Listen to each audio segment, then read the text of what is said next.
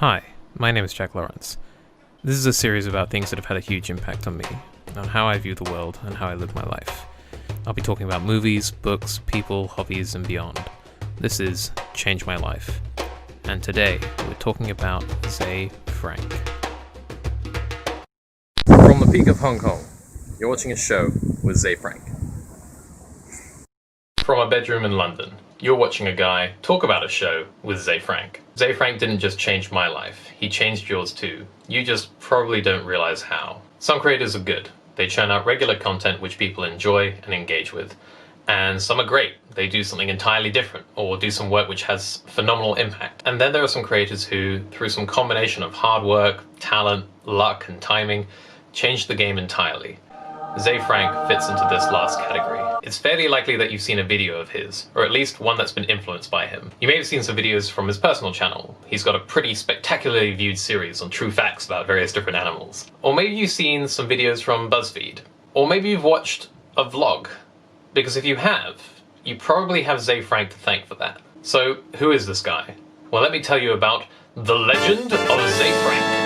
ZeFrank became a man of the internet, perhaps accidentally. In 2001, he sent a birthday invitation to 17 of his closest friends via email, which linked to a website of him dancing. Within a couple of days, the website had over 1 million viewers. Let's just think about this for a moment. This was 2001. This is way before TikTok, before YouTube. ZeFrank had a viral email of him dancing. 5 years later, on March 17, 2006, ZeFrank starts what is probably the first regular vlog, a show called The Show with ZeFrank. Sports racer, racing sports. What's your power move? Hi there. Hi. Hi. Hi, it's March 17th, 2006. I haven't smoked in 3 days, and nothing feels good. Every weekday, Zay would upload a video, sometimes talking about current affairs, sometimes a little bit of zany comedy, or sometimes some musings about life. Let's remember again, this was 2006. This was before Casey Neistat, before YouTube was a big thing, before social media was a big thing. ZeFrank was so ahead of his time. He was doing a daily vlog.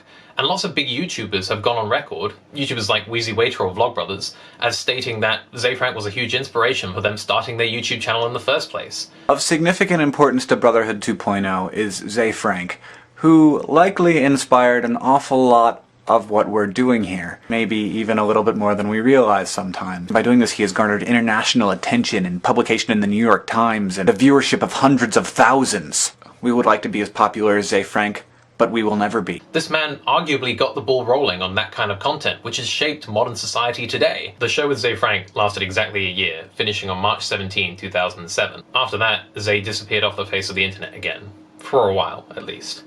Until in 2012, he decides to bring the show back, except under a different name, now called A Show with ZeFrank.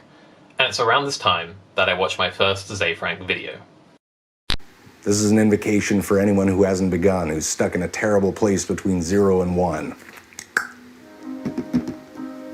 Let me realize that my past failures at follow-through are no indication of my future performance. They're just healthy little fires that are gonna warm up my ass. If my FILDI is strong, let me keep him in a velvet box until I really, really need him. If my FILDI is weak, let me feed him oranges and not let him gorge himself on ego and arrogance. Let me not hit up my Facebook like it's a crack pipe. Keep the browser closed. Do you have a sort of favorite book or movie that you visit for comfort? Zay's videos are kind of like that for me. It kind of feels like a pool of timeless wisdom that I can revisit as I get older. And as I have watched his videos as I've gotten older, I've gotten more out of them. Episodes of A Show with ZeFrank built upon its predecessor in terms of theme and style. Sometimes these were short, really well articulated bits about comedy or current affairs, but more powerfully, there were also really profound, slow-moving, affecting bits on life and things that Zay was dealing with. And it was the latter content that really had a profound effect on me. Making a friend. Is it making or allowing? I don't know. There's been a lot of different ways that it's started, and some of them seem pretty vague. Sometimes it's been a smile that I didn't expect and didn't know I needed. Sometimes it's been a slow build, sometimes a chase, but there's usually a moment where it comes into focus. A pat on the back, an invitation, a secret, and then there it is, I have a friend. I can kind of feel that moment on my face. It's like I'm trying to hold my mouth in place. Like a smile, but I don't want to react too much. I don't want to ruin it. and a flush, maybe of fear. I can be pretty awkward sometimes, especially if I give a shit. I don't know why exactly, but talking about this makes me sad. Maybe it's because when I look harder at something so essential, I get scared by how much I've overlooked or neglected it. There's some things that I care about much less, but I pay a lot more attention to. I was 18 years old when I first encountered a ZeFrank video, and it was something I'd never really seen before. What immediately struck me was not just how smart and funny and witty he was, but also how kind he was. I'd just finished school, and I'd sort of gotten through my teenage years building up a kind of classic angsty cynicism about the world, which I think is partly why Zay's content affected me so much when I watched it. I didn't know you could be that way. I kind of assumed that intelligence meant you had to be jaded, that the more you sort of looked at the face of the world, the less kind and warm you became. And that clearly wasn't true. He was someone who clearly understood the world better than I did, and yet they were so nice about it. Zay's more sincere videos are kind of like poetry. He beautifully articulates some part about the human experience which you may not have even realized you were struggling to understand for yourself. But he doesn't put it in a box, he still leaves room for you to put in your own experiences. Here's one of my favorite examples. So, there's a rough side to my heart, the side closest to the center of my chest, just below the end of my throat. A small patch on my heart that's rough like a tongue. It's covered with little taste buds or heart buds that crave a certain sweetness. Do you know that sweetness? Do you know that craving? It's a particular and powerful heart flavor. A pinpoint flash of something like hope that spreads out slowly with a warmth. Maybe that warmth is sadness, and I can almost taste the sweetness. There's times when I'm more vulnerable to it, when I'm down or I'm afraid or I'm experiencing being separate from something. When I'm like this, I imagine I can see the sweetness in other people, just out of my reach. I see it in the faces of people I don't even know, in their smiles or in the crinkling of their eyes. I see it in a hand that's casually placed on a shoulder or a hand that drops down around a waist. I imagine the sweetness following them into rooms that are closed to me. I imagine it surrounding them as they talk quietly, alone. But the moment that they're absent or over, I imagine them suddenly bathed in the sweetness, like they possess something that they hadn't shared with me yet. Yet. Always yet. In his videos, it didn't feel like he was trying to be cool or impress anyone. He was just presenting himself and his experiences by paying really close attention to them. I left his videos feeling more human. Most of the time I felt I understood myself better afterwards. And in the videos I couldn't fully relate to, I left feeling like I could better understand other people.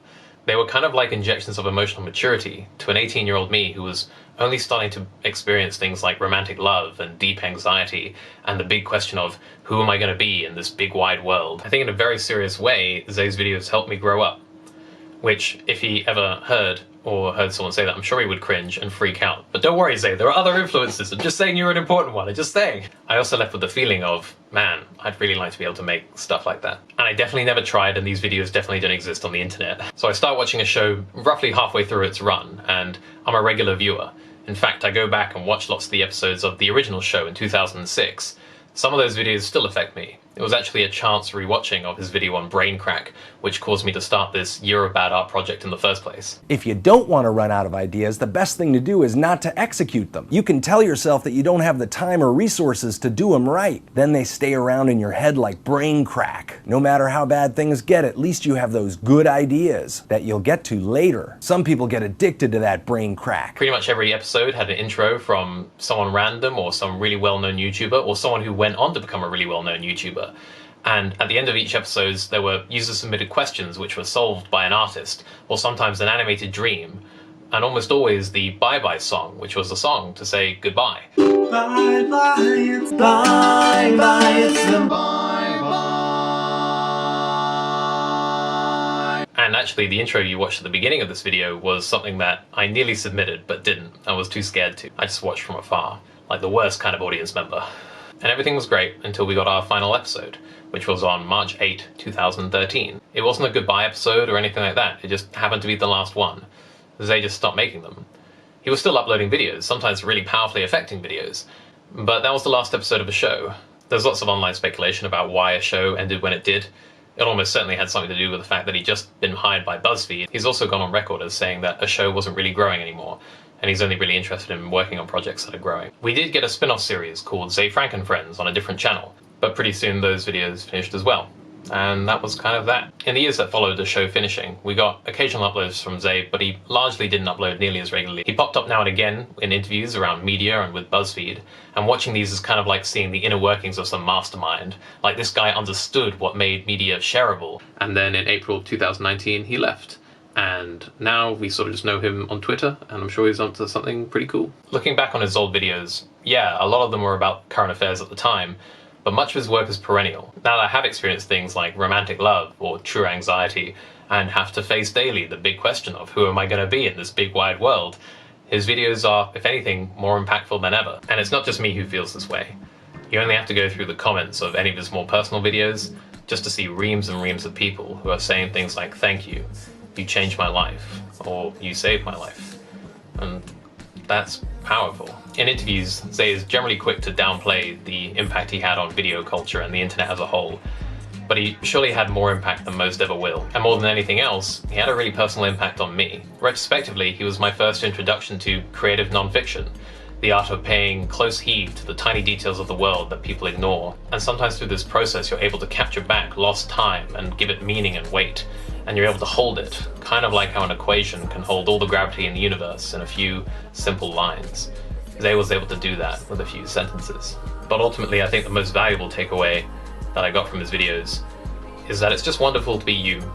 Not just unabashedly, in-your-face you, but also quietly, introspectively you, and taking a moment to really try and articulate your experiences and share them with others. There's something really profound in doing that, and it generally makes people's lives better. Maybe that's the real value of art, I don't know. And Zay, if you ever do see this, I just want to say, on behalf of myself and probably a lot of other people, thank you. So, in case it wasn't obvious, I'm a big fan of ZeFrank. He was very influential on me, and I think you should go check out his videos. I've got a playlist of some of my favorites in the description, which I highly recommend you check out if you're interested.